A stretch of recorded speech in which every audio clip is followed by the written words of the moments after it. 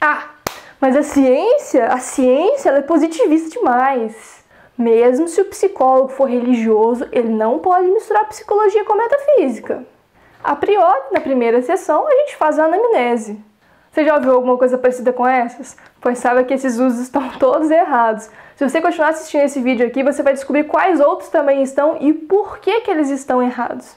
Ao longo do vídeo, se você perceber que tem algum conceito ali que você já ouviu, que já passou por uma situação em que alguém usou ele de uma maneira incorreta, deixa aí nos comentários. Existem muitos conceitos que são usados dentro da psicologia que, na realidade, têm uma origem filosófica e que existem casos em que os psicólogos acabam usando eles de uma maneira errada, por uma falta de conversa com a área da filosofia. E alguns desses conceitos nós vamos ver aqui hoje. Se você acha que a filosofia tem muito a acrescentar com a psicologia, se inscreve aqui no canal para você não perder nenhum vídeo, porque aqui no canal Psicolosofia nós falamos exatamente disso. Nós falamos de psicologia, filosofia e ciência. O primeiro conceito que nós vamos falar é o conceito de a priori. Existem muitos autores que em seus textos utilizam esse termo a priori como se ele significasse a princípio, ou então anteriormente. Um exemplo desse uso seria o seguinte: a priori, o behaviorismo metodológico era dominante. Ou então também, a priori, a psicologia deve ser baseada em evidências. Mas, apesar desse uso ser muito recorrente, ele é um uso filosoficamente errado dos termos. De uma maneira mais correta, nós poderíamos definir a priori da seguinte maneira: a priori é o conhecimento que pode ser obtido pelo pensamento apenas e independe da experiência. Alguns exemplos de um uso mais correto poderiam ser os seguintes: 5 mais 5 é igual a 10. Se um objeto x é maior do que um objeto y e y é maior do que um objeto z, então x é maior do que z. Se algo é verde, tem uma cor. Se o artista desenhou por 3 horas, então ele desenhou por mais de 2 horas. Como vocês podem perceber, todos esses exemplos têm em comum que eles independem de uma observação empírica do mundo. Se você apenas raciocinar, você consegue ver que essas frases estão corretas. O segundo conceito é o conceito de a posteriori. Ele costuma ser usado de uma maneira filosoficamente incorreta, como se ele fosse o contrário do filosoficamente incorreto do a priori. Ele é usado como se fosse posteriormente, ou então em segundo lugar. Um exemplo disso poderia ser: primeiramente, o cachorro começa a salivar só quando ele vê a comida e, a posteriori, ele saliva a partir do momento que ele ouve o sino. Mas, mais uma vez, essa definição está errada. Nós poderíamos entender a posteriori mais corretamente da seguinte maneira: a posteriori é aquele conhecimento que depende da experiência e não pode ser obtido pelo pensamento apenas. E agora podemos verificar alguns exemplos. A grama é verde, lobos gostam de farofa, não existem dragões no planeta Terra, ou também o universo originou com o Big Bang. Um outro conceito que costuma ser usado errado, principalmente quando vai se começar a estudar metodologia científica, por exemplo, é a ideia de dedução. A ideia de dedução costuma ser ensinada como se fosse um raciocínio que vai do geral para o particular. Por exemplo, todos os Homo sapiens respiram. Michael Greger é um Homo sapiens. Logo, Michael Greger respira. Mas, apesar desse, de fato, ser um raciocínio dedutivo, a definição que é dada para o que é um raciocínio dedutivo está incorreta. Na realidade, um raciocínio dedutivo pode ser entendido da seguinte maneira: um raciocínio ele vai ser dedutivo se a sua validade ou invalidade depender exclusivamente de sua forma lógica. O raciocínio dedutivo ele é a priori, ou seja, você pode descobrir sua validade ou invalidade baseando-se apenas no raciocínio. Seu raciocínio é suficiente para você descobrir isso. Pode ser que algumas de suas premissas sejam a posteriori, mas o raciocínio em si ele vai sempre ser a priori. Quando um raciocínio dedutivo é válido, não existe nenhuma condição de verdade em que todas as premissas são verdadeiras e a conclusão é falsa. Além disso, nem sempre o raciocínio dedutivo ele vai do geral ao particular. Na verdade, isso meio que não tem nada a ver. Alguns exemplos aqui para vocês entenderem isso. Um exemplo de particular para o geral dedutivo. Peter Singer é um filósofo. Logo, existem filósofos. Ou um exemplo de geral para geral dedutivo. Todos os humanos são mortais ou todos são veganos. Todos não são veganos. Logo, todos são mortais. E, para finalizar, um exemplo de particular para particular dedutivo. Se Frederick Crews está certo, Freud mentiu. Se Frank Seoff está certo, Freud mentiu. Logo, em ambos os casos, Freud mentiu. O próximo conceito é o conceito de indução.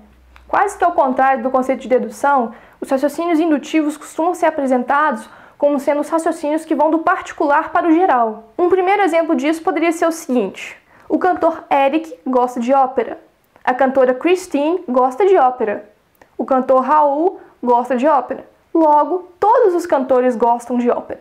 Esse é sim um raciocínio indutivo, mas mais uma vez a definição do que é um raciocínio indutivo está incorreta. Uma definição mais adequada poderia ser a seguinte: um raciocínio indutivo é uma generalização ou uma previsão não dedutiva. E também é importante ressaltar que quando um raciocínio é indutivo, sua validade ou invalidade não depende de sua forma lógica. Nesses raciocínios, diferentemente dos raciocínios dedutivos, vai sempre haver uma condição de verdade em todas as premissas são verdadeiras e a conclusão pode ser falsa. O raciocínio indutivo, ele é um raciocínio que é a posteriori, ou seja, não tem como você, simplesmente olhando para esse raciocínio, saber se as premissas apoiam indutivamente a conclusão. Você precisa ir e olhar para o mundo para saber isso. O apoio que as premissas estão dando à conclusão nos raciocínios indutivos é mais uma questão probabilística, existem graus de apoio, e por isso a gente não fala em validade indutiva, mas sim apoio indutivo à conclusão. Alguns outros exemplos de raciocínios indutivos que não tentam ir do particular para o geral poderiam ser os seguintes: todos os patos observados em uma amostra são belos. Logo, os patos do Hanson são belos. Um exemplo do particular para o particular: a primeira galinha a ser observada é amarela. A segunda galinha a ser observada é amarela. A terceira galinha a ser observada é amarela. E aí você pode colocar quarta, quinta, sexta, sétima, quando você quiser, e aí você conclui, logo, a próxima galinha a ser observada é amarela. E também um exemplo do geral para o geral: todas as teorias psicológicas do século XX foram criticadas.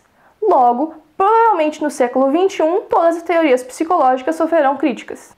O nosso quinto conceito é o conceito de filosofia analítica. Eu já observei alguns casos em que alguns psicólogos usaram o termo filosofia analítica para querer se referir a algo como se fosse a filosofia da psicanálise, do mesmo jeito que talvez alguém poderia dizer que o behaviorismo radical seria a filosofia da análise do comportamento. Aliás, eu acho até possível alguém confundir com a filosofia do Jung, porque o Jung tem a psicologia analítica, né? Mas, na realidade, filosofia analítica é algo completamente diferente de psicanálise. A gente pode pensar a filosofia analítica como sendo o seguinte: a filosofia analítica é uma forma de fazer filosofia que é predominante nos países que falam língua inglesa e que valoriza muito a busca por uma precisão, por um rigor, por uma clareza nas definições e que usa como uma das principais ferramentas a lógica. Se a psicanálise fosse se aproximar mais de alguma das maneiras de fazer filosofia, certamente não seria a filosofia analítica, mas sim a filosofia continental. Ela é um estilo de fazer filosofia mais literário, que costuma ser usado nos países da Europa continental. É comum na filosofia continental que tenha uma preocupação um pouco menor com clareza nas definições, com objetividade, e também não é comum você observar eles utilizando da lógica como ferramenta. O nosso sexto conceito é o conceito de metafísica.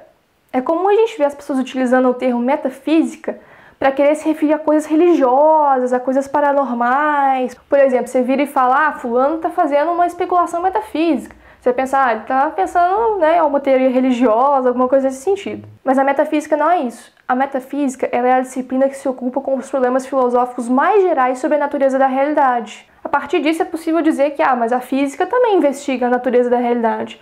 Só que a física investiga os aspectos empíricos da realidade, enquanto a metafísica investiga os aspectos mais filosóficos.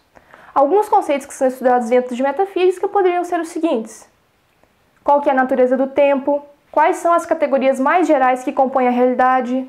Você pode encontrar também discussões sobre livre-arbítrio e determinismo. Você vai ver debates sobre o que é a identidade pessoal, por exemplo, o que sou eu, e outras coisas mais. E o nosso último conceito é o conceito de ciência positivista.